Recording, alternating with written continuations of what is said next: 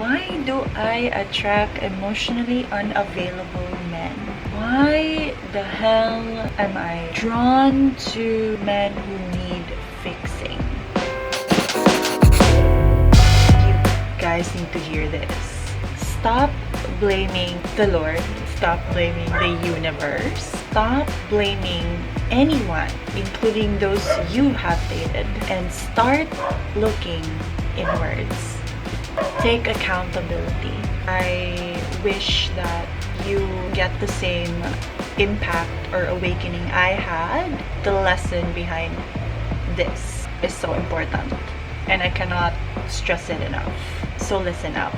Look at the pattern of your relationships. Trace the roots. I figured that I attract men who are emotionally unavailable because this pattern is so familiar to me.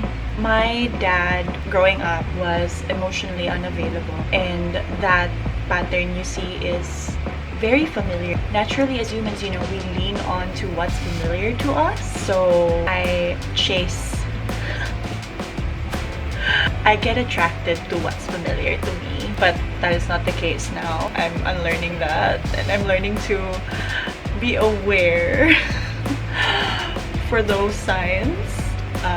For the record, I don't resent, I don't hate my dad for being emotionally unavailable. It doesn't make me love him less. I know for a fact that they're only operating from what they know of, and they don't have that much resources and guidance way back, so I don't blame them for that. It's up to me, to us, to break that cycle or pattern. And that is why I cannot stress enough how important it is for you to have that self-awareness, to be aware of your patterns so that you break the cycle. Because it was already familiar, I was okay with it. Unconsciously, I did not notice that I was leaning on to what's familiar, and I didn't know that, it's familiar because of that. It's mind-blowing. And it's like a slap on my face, Chennie, it's familiar because this. We chase those emotions that we didn't get growing up. I'm not proud of this, you guys. I really hope you appreciate it and take this lesson to heart, because it isn't easy for me to open up about this. My purpose is to create, to inspire and empower you guys so that we're breaking the patterns and cycle here. That's the first bit. Second is, why was I drawn to men who need fixing? Project manager.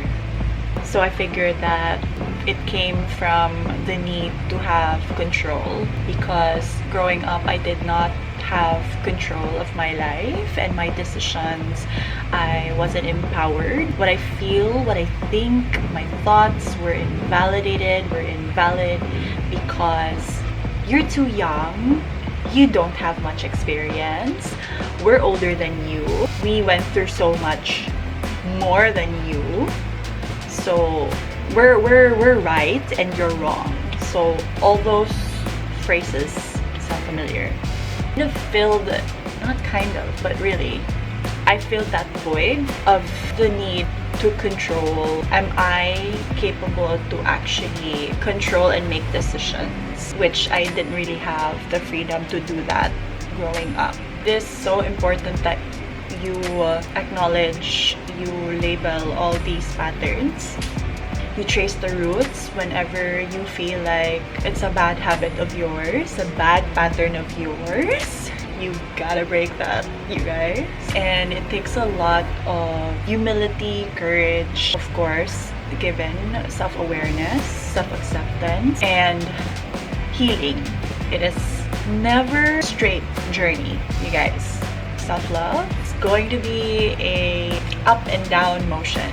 But what's important is what actions or steps are you making to improve. You're really taking into account what you're learning, and you're really applying it for your life and for yourself, of course.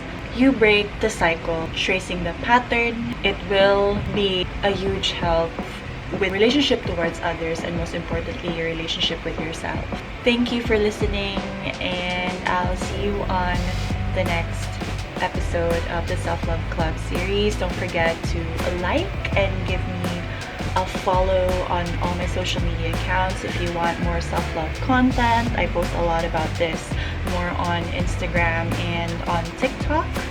I very rarely post it here, but unless if it's like so lengthy that I have so much to share. And yeah, so thank you once again. Bye guys.